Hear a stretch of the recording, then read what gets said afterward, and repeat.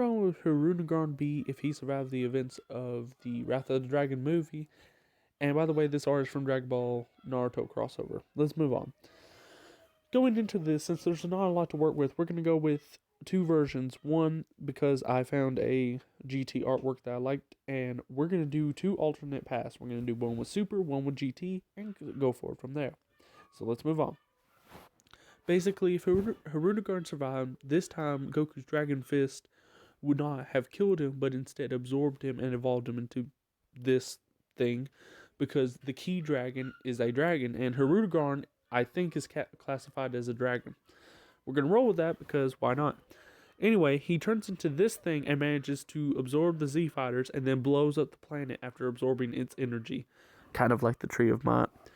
After that, he goes off world after destroying it, and since the magician, I don't remember his name, but since the evil wizard managed to give him one last command, destroy everything in this universe, that's exactly what he plans on doing.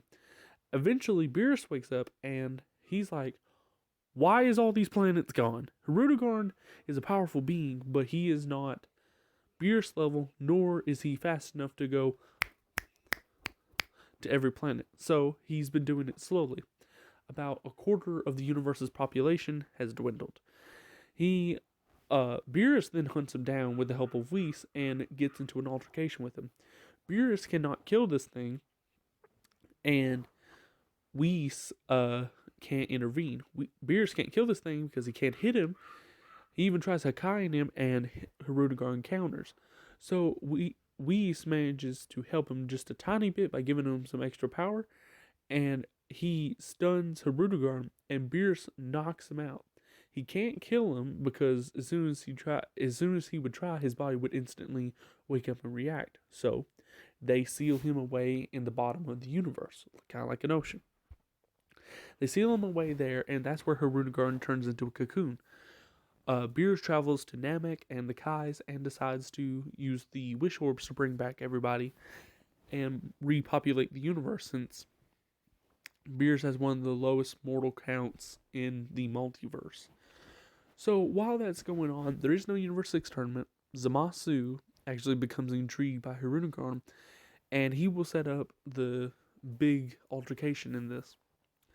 Zamasu would come to Universe 7 to study this, because instead he is now on the verge of becoming wholly good, but he's developed a taste for knowledge and scholarship. So he goes through, and he eventually finds this cocoon, and since Beerus and Whis won't give him information, nor will any other Kais, since they don't have it, he goes to the bottom of the universe and starts studying it, which is where hyruiniguarn notices him, and this is where we understand the evolution of hyruiniguarn.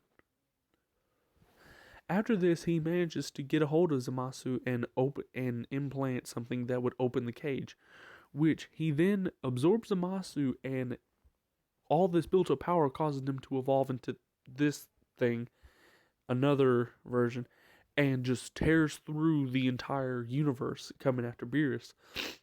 Now that he's developed sentience, he is now ready to battle Beerus. Beerus then, realizing that he's free, chases after him. They get into an altercation, and eventually hyruiniguarn can't be hit by him, but this time hyruiniguarn is smart and uses his cloud form when he vanishes to go into Beerus' lungs, and he erupts from him, turning into a bunch of spikes. And then hyruiniguarn, after millions and millions of years and Whis being deactivated, goes into hibernation on his own. That would be what would happen if he appeared in the Dragon Ball Super timeline. Let's go to GT. His altercation would not go the same way. Instead, this time, hyruiniguarn would live on, but he would not win. This time, they would manage to seal hyruiniguarn with the Mafuba and put him away in like a super secret base in Bulma's place. And then the normal 10 years would pan out.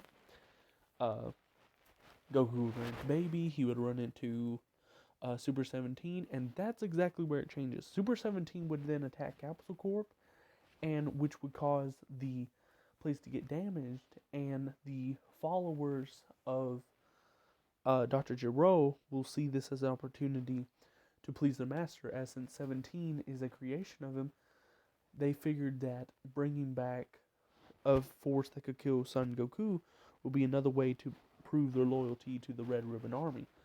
So they break in, get hyruiniguarn, and free him. Which this causes a lot of issues. One, there is now both a super evil android and a giant space dragon running around destroying Earth.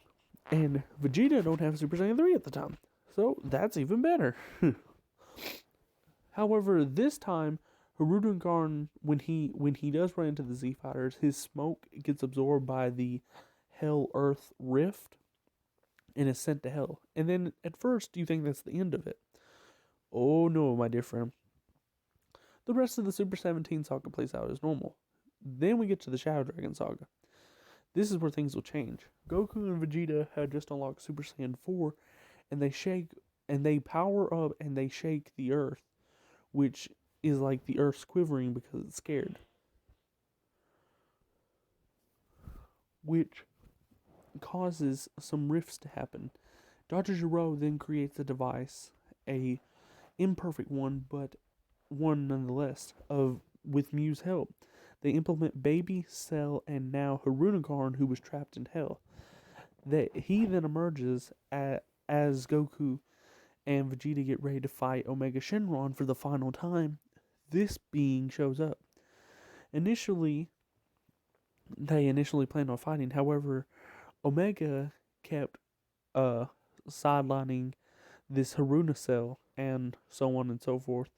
And eventually, it's an all three team up, and they're all around the same power level, and they all do actually manage to hold off Omega long enough for Goku to use a Dragon Fist without using too much of his energy and blow up Omega, which the Dragon Balls will be free.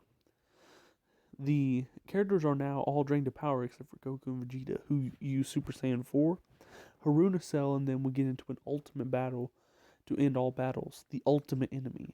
And Goku, with the sake of the universe on the line, this Cell plans to rip open Hell and release everyone again, causing a Hell break, which Dr. Gero would be free and he could have the Red Ribbon demonic empire. However, Goku and Vegeta, through the power of working together, almost defeat Cell until the people of Earth, such as like Bulma, use the Dragon Balls and try to destroy Cell. The problem is Cell is already dead, and hyruiniguarn wasn't really alive. So this didn't do nothing. However, Cell then uses his smoke ability to go inside of Shenron and kill him. Slices his head off from the inside. They have no caveats now. He then comes down destroying the Dragon Balls, and after doing that, he wishes for everybody on Earth to go to Hell, and then Cell has free reign over the universe.